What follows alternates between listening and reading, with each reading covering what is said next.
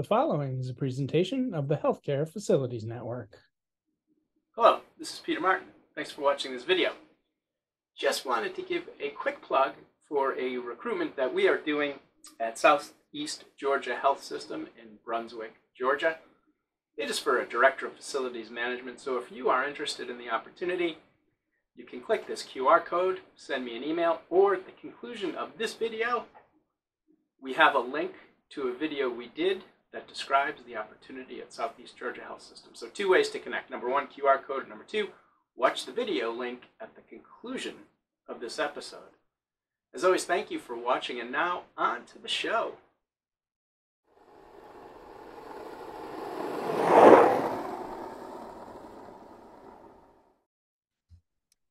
I know that you just mentioned it, you have a passion for education, mentorship. Relative to that customer service component that you mentioned, though, do you train them in customer service concepts? What do you do to instill a customer service approach? Right. So some of the things that I tell them is this. It is important that the C-suite understand where our staffing crisis is. Because if they have a different experience than everybody else, they don't think there's a problem.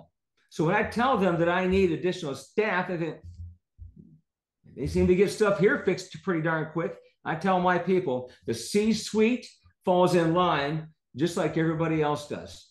They don't get priority on this. They have to understand that why isn't this fixed? We're reporting it's been 6 days. I says, our average time for doing this type of work is right now about 4 to 5 weeks because of the staffing that I don't have in the hospital. And I prioritize it on patient experience first. Actually, it's life safety first, then it's patient experience, and then it's PMs, and then it's corrective maintenance. And the corrective maintenance is either high priority or low priority. Hanging a whiteboard, a piece of art is low priority. And that's probably gonna be 4 to 5 weeks. And I don't have people I can assign just to do low priority work. And so I tell them that always speak with tact and professionalism, regardless of how you're being spoken to, because that allows me to successfully support you and defend you. But if you become as problematic as the person communicating to you, now we're not going to come out victorious, in my opinion. When it comes to the customer service experience, I tell them on day one that I meet them, like the first 2 hospitals I worked at, I would tell them, I said, listen, you can be the greatest electrician that we've ever seen in the industry. Yeah. But if you don't put the customer first, and your customer is not just patients, it's the staff. And I tell them, in fact, it took me a couple of years to figure out how to implement our mission statement into facilities. This is Peter Martin. If you or your organization is interested in advertising or partnering with the Healthcare Facilities Network, including sponsoring content, then please email me using the barcode in the lower right of your screen. From the trades level to the vice president level, from planning, design, construction, project management, compliance, safety, and security, the Healthcare Facilities Network reaches FM people where FM people are. I work for a Christian organization called AdventHealth. And so they're based on the Seventh-day Adventist religious background as far as their moral compass and how they look at life. And the mission statement for all of our campuses is to extend the healing ministry of Christ. And I thought, how do I do that? We don't have direct contact with patients. And it took me a couple of years. That finally hit me one day. And I made it clear to my staff from that point forward, even during the interview process for new hires. Although our mission statement is to extend the healing ministry of Christ, the way we do that in facilities, we ensure that the workplace environment, and that not only the patient, but the family, the people who care about that patient, the vendors and the contractors who come here to support the clinical staff, our in-house staff that are here, that they have the best work experience possible. So when they've got a ballast that's causing the light to flicker at their nurse station, and you put that at the bottom, and that's going to be a 4-week out, no, you're not.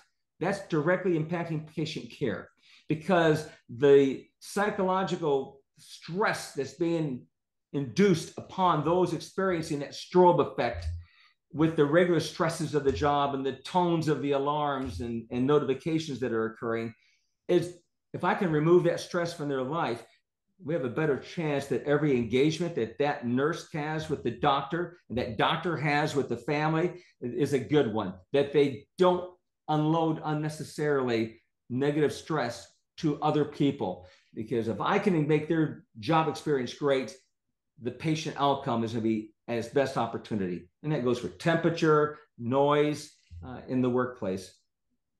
Interesting. Did going back to your C-suite comment relative to they fall in line with the rest of the hospital, how did they receive that message from you? Obviously they're aware kind of that's your priority.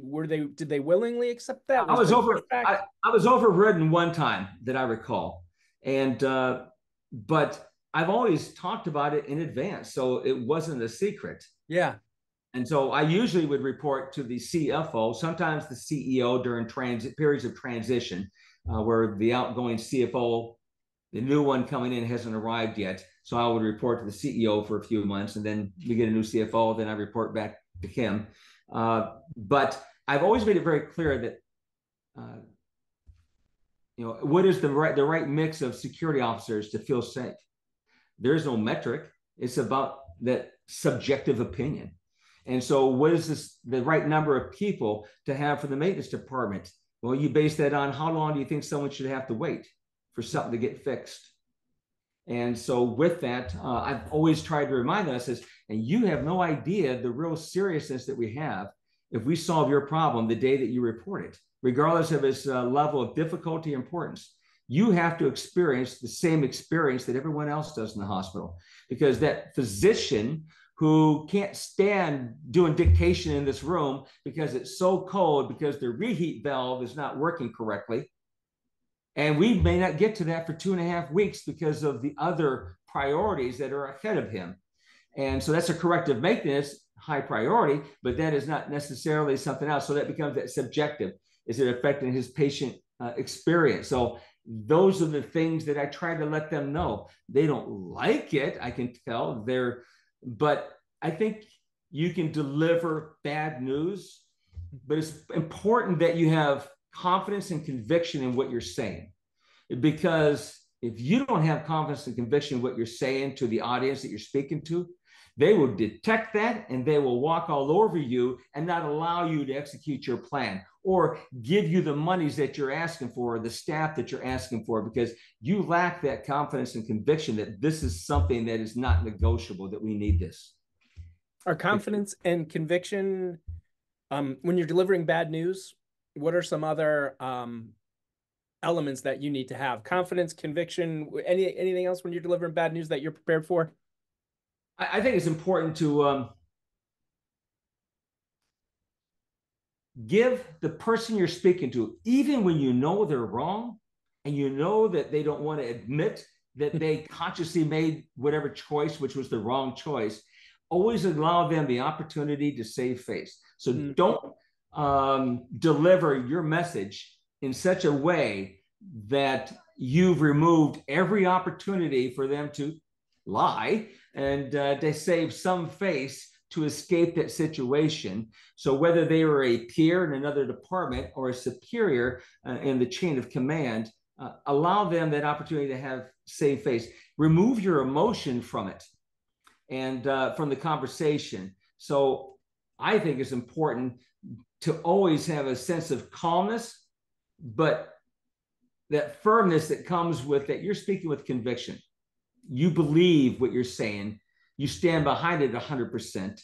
And now it's your ability to effectively communicate that importance of what it is that they need to be informed of or to sign off or buy off on. And a lot of people lack that kind of confidence. Yeah. In my organization, I got 52 hospitals. So I have 52 peers out there.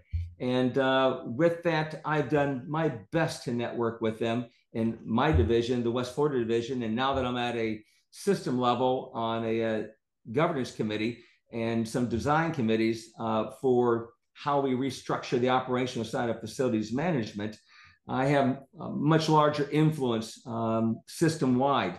And so with that, I will call somebody back at the end of a meeting and tell them that I need you to speak with more conviction, because it can't just be my voice that they hear. And I don't want to dominate the conversation. I need these executives that are on these meetings to hear this, just not John Crouch now and a couple other directors who are always the vocal ones. I need you. And sometimes I'd even talk to people in advance of a meeting, because I have a good feel for what's going on at their campus from our own mutual conversations. And I know that that would be helpful to hear that voice of authority representing that campus. So I've worked with my peers to help boost their confidence. I've had the opportunity to influence who sits on committees. And so there are people that I know that they're yes men. I don't think they belong in any committee. They simply want the opportunity to not rock the boat, to never ever push back on corporate or at corporate or division level. And corporate and division needs to feel pushback, because their agenda is not always accurate. That may be the best plan that they came up with, but who's providing information to them at this point? Now, they made a decision in a small bubble with only a few people, and now they want to implement that system-wide or division-wide. If there's flaws in that can be tweaked, they need to know what they are. And we need to tactfully, professionally push back and offer a different perspective and change that direction. And so I've been successful in seeing some great changes occur in the organization. And it all starts with having that confidence that you can address important issues that may have cost millions of dollars that is now sunk cost, let's say, in software. And so I fought a software implementation for years because I felt that it was not the best choice that should have been made. And so finally, I've been successful, and they've accepted that they're going to change the software. John, and I imagine it's probably a mixed bag, but how do, like what you've described, I think, maybe not, is becoming less common these days, kind of that dynamic tension, the pushback respectfully. How do you find, like, how is that messaging received by the people that you are, you know, speaking to? Are they receptive of it? Are they, they are mouth closed? What's that like?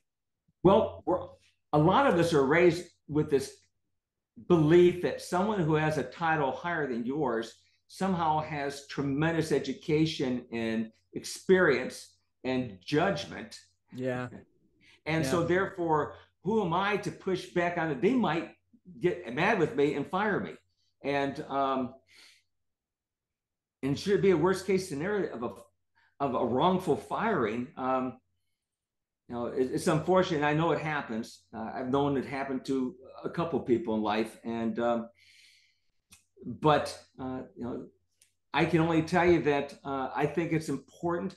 I think the first time I realized that the people above me are no different is when I was a general's driver. I was a young Marine, 23 years old, and I was driving for a commanding general, a 2-star, and which in the Marine Corps would be a major general. And I went to drop him off at a huge social event at a officers club, and then I was told to come back so many hours later and pick him up. And it was a mess night, a professional dinner. And so a lot of the best way to describe it is Pirates of the Caribbean type culture as far as the Marine officers and how they were behaving that night. Well-behaved motorcycle gang is probably a good choice. And I thought to myself, they're no different than me. Mm. The only difference is time of service, job title, and the authority that they have. And when I started seeing them as no different than me, that made a difference in my own sense of self-worth and self-confidence. Yeah, that's a tremendous realization. And I try to, with my kids, and that they're obviously older now, but I try to pass that on. You know what? They are, just because you might see them on TV or they got millions of dollars or whomever they are, or they go to Harvard, they are no better than you. And they are they are not necessarily any more intelligent. Never feel like you're less than any of those people, because you're not, and that's a great realization to come to. I tell people a lot, I says, we have a lot of confidence applying for the same job title that we currently have. A lot of us are terrified to apply for the next promotion. And a lot of employers and hiring managers, to me, lack critical thinking skills. Yeah. They want to believe at face value, seeing an applicant come in and go, oh my gosh, this person's worked at 2 different places with the job title that I have available. Of course they're qualified. They've been doing it for 7 years. Who's to say that for 7 years they did it competently? They had the job title for 7 years. It doesn't mean that's a quality applicant. What about that high performer who is yet to achieve that promotion? Because maybe that promotion is never going to be available at their organization because it's not large enough to have that need or necessity. And typically our promotions come with the company that we're with. Rarely does it seem to come from a new company because hiring managers don't want to look at that. What makes them think he's qualified? That's a director. This is a AVP position or an executive director position or a VP position. It all depends on the scale of the company and the title and where that person can fit. And we need to be able to extrapolate from those interviews and those resumes and those cover letters the potential of that individual and recognize that's someone that's ready for promotion. Because how do you do that? I believe in commensurate experience. A lot of people don't even know what the word means, it seems like. So I remember for many years, I had applied to be an EOD, explosive ordnance disposal, diffuse bombs. Who would want to do that, right? When you're working on the safety of jets. But it was something I found fascinating. So I applied as a warrant officer every year that I could have. Many years later, after that window of opportunity had closed, I had found out that although they made it available for anyone to apply for, they will only select someone for warrant officer who had already served enlisted time as an EOD tech because of how lethal and dangerous that career field is.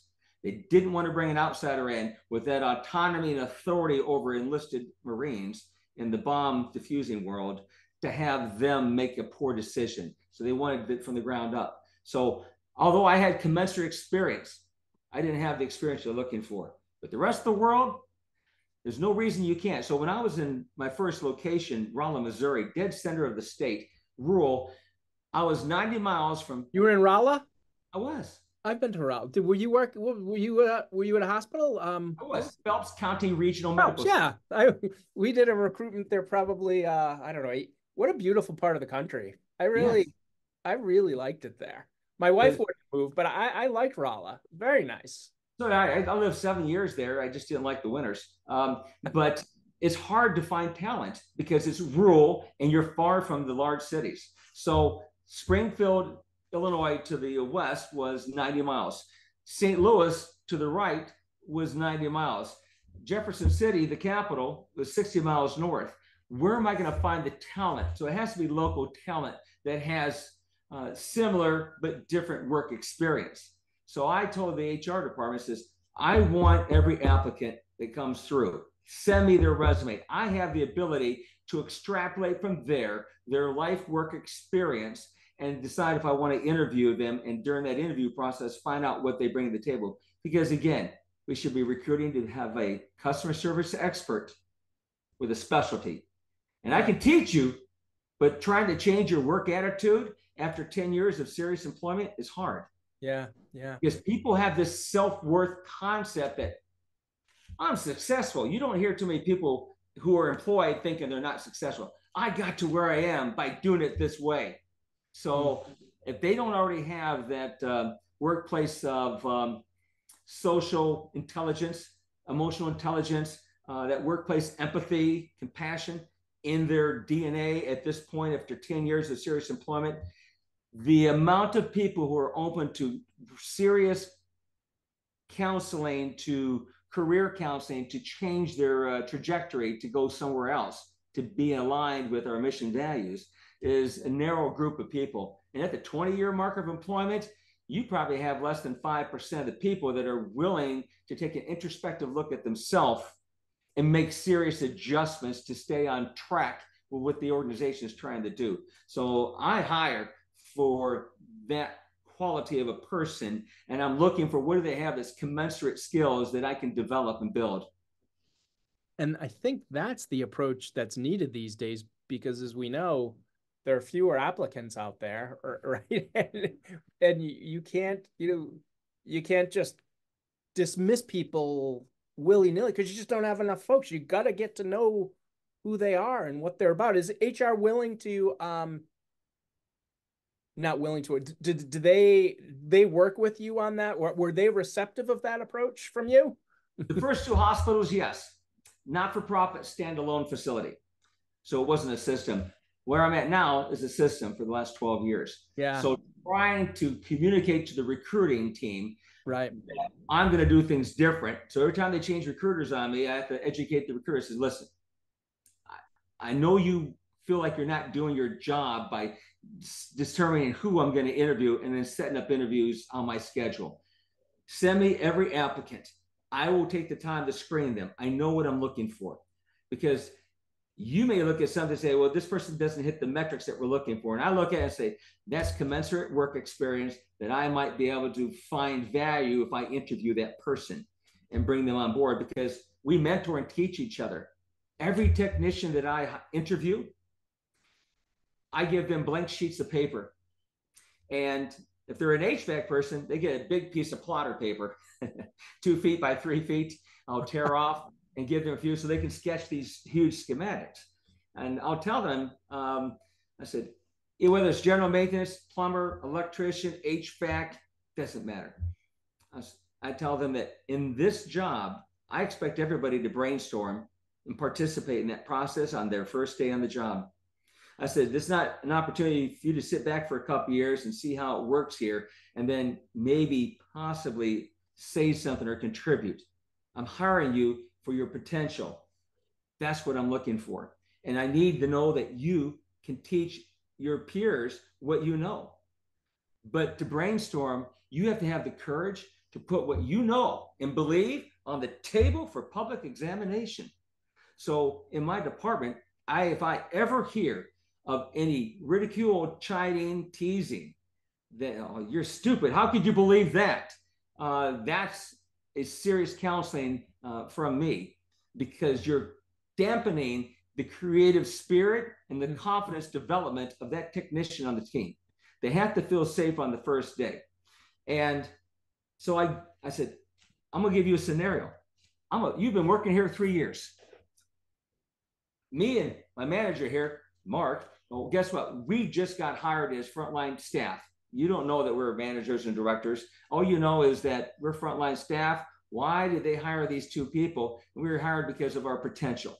So we don't understand whatever it is you're about to tell us. I want you to think about something that you know as a theory of operation. I want you to sketch it. I want you to teach us, because I'm not here to see if you get it right. I'm here to see and understand your critical thinking and your communication skills, both verbally and through visual concept, because that's how I get millions of dollars from the C-suite, is by my ability to effectively communicate need and necessity. And often that comes with me marking up blueprints or creating a drawing on a sheet of paper in a meeting when something comes up, and to explain the theory of operation. Because if someone who's a decision maker fully understands visually what you're talking about, it's easy for them to say yes. Yeah. When you simply say, based on my word, I need you to give me $10,000 for this, it ain't going to happen right away. Right. You just don't have that opportunity. And so I need to know how you communicate. Some people freeze up. Almost everyone says, I'm not an artist. I'm not letting go. I says, I know you're not. You've got both ears. And so that's what I would say. So John Crouch, one final question, and I'm wondering, I'd love to have you back on again, because there's a list of things that I haven't gotten to. But final question for at least today's go around. How did you find your way from the Marines into healthcare? So in a rural town, Rolla, Missouri. Where are you from, John? I escaped Illinois in the Midwest. Okay. I was trying to figure out where you. I say escape because detected accent. Where in Illinois? I finished out near Peoria, a place called Canton, Canton. So it's a small rural town in Illinois. But I went to school out in Milwaukee, and I have a lot of friends from Peoria, and their dads worked at Caterpillar, and okay. I lived in Iowa, lived in Minnesota, lived up by Chicago. Okay. Every 2 years we were moving. And so I say escape because I don't like the weather of 4 seasons. Yeah. I joined the Marine Corps. And so when I left the Marine Corps, what am I going to do? At that time, I was married to a lady who was a CIO, Chief Information Officer, at a hospital. And I've been looking, there's very few management opportunity jobs. Meanwhile, I went ahead and worked at a motorcycle shop. It was a great decompression from what I had been doing in my last couple of years in the Marine Corps, which were extremely stressful years. Yeah. And so for 5 months, I worked there while looking for opportunities because there just wasn't very many. And then one day she called me. She said, Bill and Kat want to see you today. They want to interview you to be the plant operations manager. I said, I haven't even applied. She says, yeah, but Steve put his resignation in. He's gone in 2 weeks. And they knew me from social events that I had attended. And so the funny thing is what they thought they were getting is not what they got. What they think they were getting? They wanted to have a ranch hand, an overseer, a taskmaster, whipping. They had low opinion of their staff. They felt they were lazy. They both did. They spoke ill of them. They never put them up for awards ever in the decade plus that they had been there.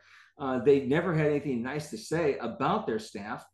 And what I found out is what they were really looking for was, he was a Marine drill instructor and a Marine. Well, he's what we need to ride herd and to make them boys perform.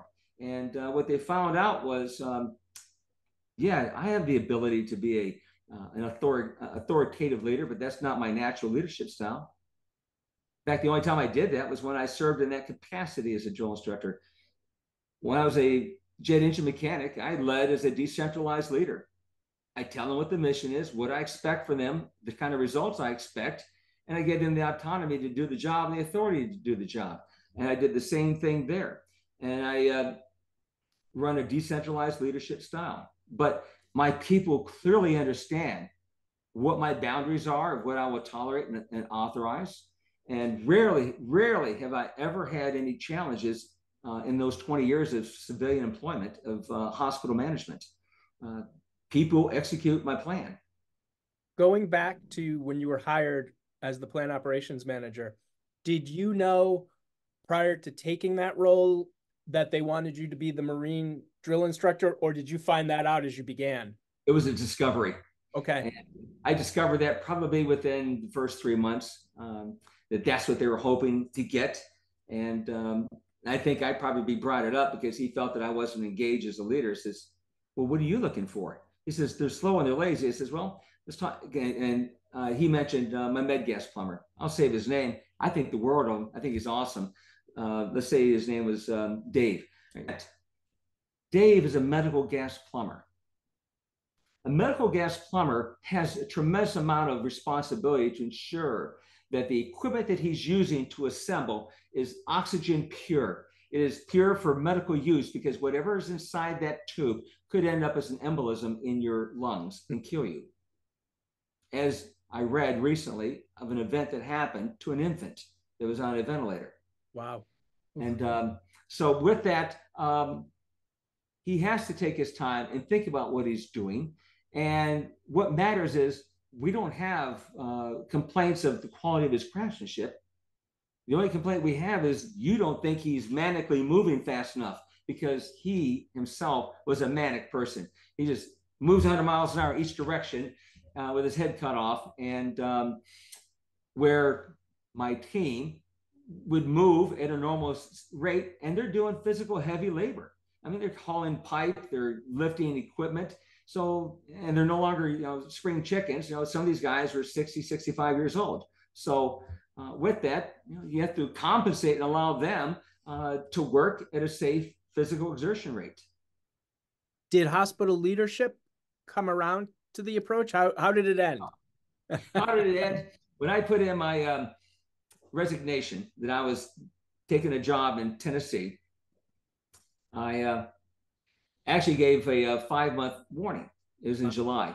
So my wife, who was the CIO at the time, took a job in Tennessee, Greenville, Tennessee, and I told them, my wife has left, as you know, because we both work here. I assure you, I will be unemployed from this place and working, or at least looking for a job in Tennessee come Christmas. I will be gone the week before Christmas and not coming back. I will be happy to spend the next few months doing your capital budget planning, because I was very good at getting money. And so with that, I focused all my energy on that. But when the team found out that I was leaving, every one of the people that I had interviewed and hired had submitted their resignation in the coming months to leave, because they heard horror stories of what it was like when John Crouch wasn't there. And with no knowledge of who was going to take John's place. And because they were not willing to recruit my replacement while I was still there. Crazy. It is. So with that, when I left, they went back to doing things the old-fashioned way. I had a FLIR camera, boom, that was no longer available to them to use. The computers that I got, those were taken back, because when I started, they didn't have access to a computer. Wow. Yes. So he fought me on the computer, and I says, we have to stay current with the times. They have to have the ability to do their own research. They have to have the ability to use spreadsheets. And what do they need? They're not finance people. I says, here's an example of using free talent. When you commit minor crimes, you get community service.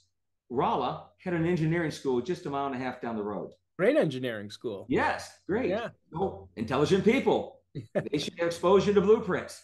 Well, I had blueprints from 2003 going all the way back to 1951 that had never been cataloged and organized, and all those additions to the hospital campus in the decades thereafter.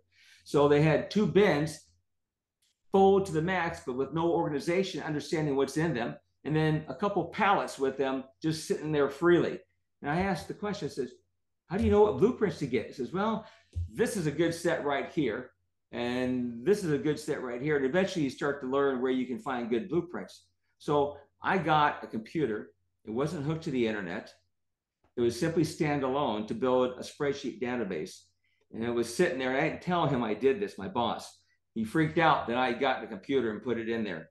Wow. Well, I says, I'm working with the judge. So when they assign community service to someone from the college, if it's not a serious drug issue, marijuana is acceptable, any other drug, no. But marijuana and alcohol-related offenses and other minor offenses, send to me and I will interview them. If I'm happy with the interview process, I will bring them on for that free 80, 120, 200 hours of community service. And they are going to go through my blueprints and catalog them into a spreadsheet that's filtered, so that I can then do searches and say, all right, where is this one? So I need plumbing, great. Show me all plumbing, great. Now I need it for this building, narrow even more. And I know that the last time that this area had not been remodeled, so it's from 73 to 1980. And then now I got 6 to look at instead of a few thousand. Yeah. And interesting approach. Interesting approach. So John Crouch, Executive Director of Facilities, AdventHealth, Wesley Chapel, Florida. Thank you so much for your time today. Really great discussion. I really appreciate it. Appreciate it very much, Peter. Hopefully you. we can have you back on, because we got more to get to. We got Absolutely. more to get to. Absolutely. Thanks, John. And right. As always, thank you for watching this episode of Healthcare Facilities Network. Peter Martin from Gosselin Martin Associates. Have a great day. We will be back soon.